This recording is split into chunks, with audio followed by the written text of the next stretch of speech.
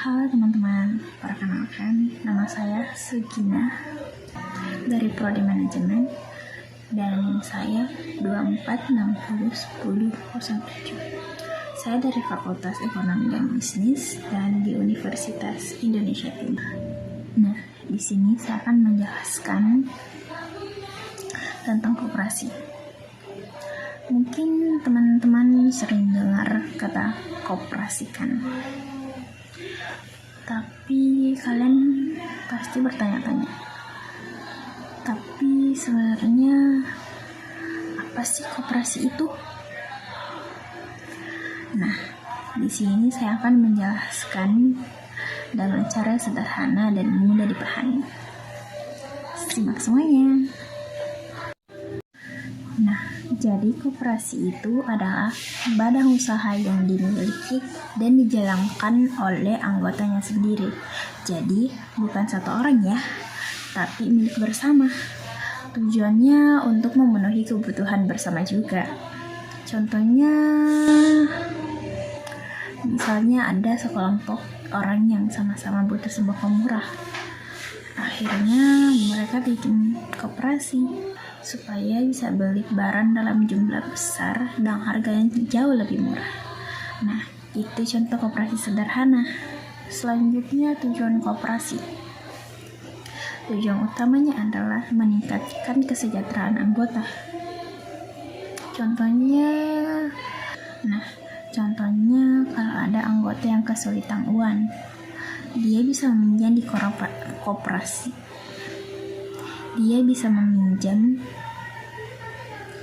di koperasi dengan bunga yang lebih ringan selain itu dibanding bank atau pinjaman lainnya. Jadi koperasi ini benar-benar membantu, bukan untuk memberakannya, melainkan itu koperasi juga bisa membantu usaha kecil supaya berkembang. Nah, kita memasuki tujuan koperasi. Tujuan utama koperasi adalah meningkatkan kesejahteraan anggota. Contohnya, kalau ada anggota yang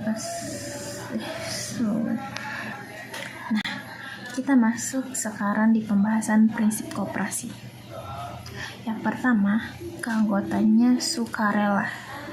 Jadi, misalnya kamu mau masuk di koperasi sekolah, itu bebas, enggak dipaksa. Dan yang kedua, pembagian hasil usaha dilakukan secara adil. Misalnya, kalau kamu sering berbelanja di koperasi, biasanya kamu akan dapat bagian HU banyak dibandingkan yang jarang ikut berpartisipasi. Terus kita lanjut ke jenis-jenis koperasi. Yang pertama, koperasi konsumsi. Contohnya, koperasi sekolah yang berjualan buku, pulpen, dan makanan ringan. Kedua, koperasi produksi. Misalnya ada kelompok petani yang membuat koperasi untuk menjual hasil panennya seperti beras atau sayuran dan lain-lain. Dan yang ketiga, koperasi simpan pinjam. Contohnya seperti ibu-ibu di kampung yang menabung dan meminjam untuk dikoperasikan untuk kebutuhan sehari-hari atau usaha sekolah atau usaha kecilan. Dan yang terakhir, koperasi jasa. Misalnya koperasi yang menyediakan layanan seperti transportasi, jasa yang lainnya.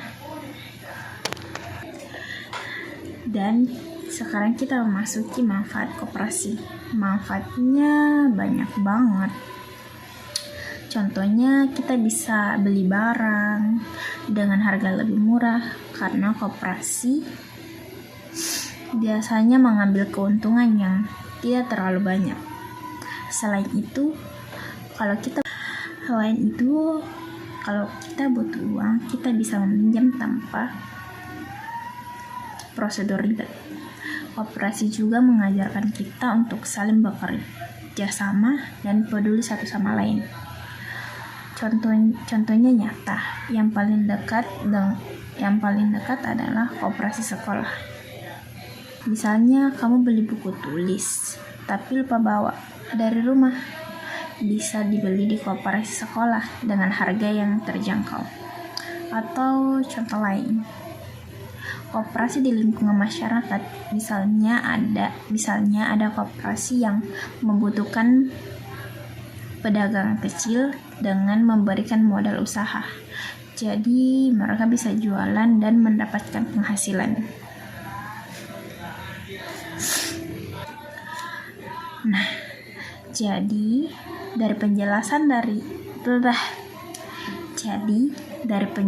tadi kita bisa melihat kalau koperasi itu sangat penting dalam kehidupan sehari-hari karena membantu banyak orang, terutama di bidang ekonomi. Nah, koperasi merupakan badan usaha yang sangat penting dalam perekonomian karena berperan dalam meningkatkan kesejahteraan masyarakat melalui kerjasama dan prinsip kekeluargaan. Koperasi juga tidak berfokus pada keuntungan, tetapi fokus pada kepentingan bersama.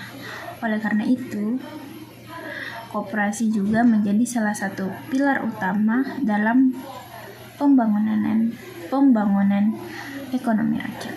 Terima kasih.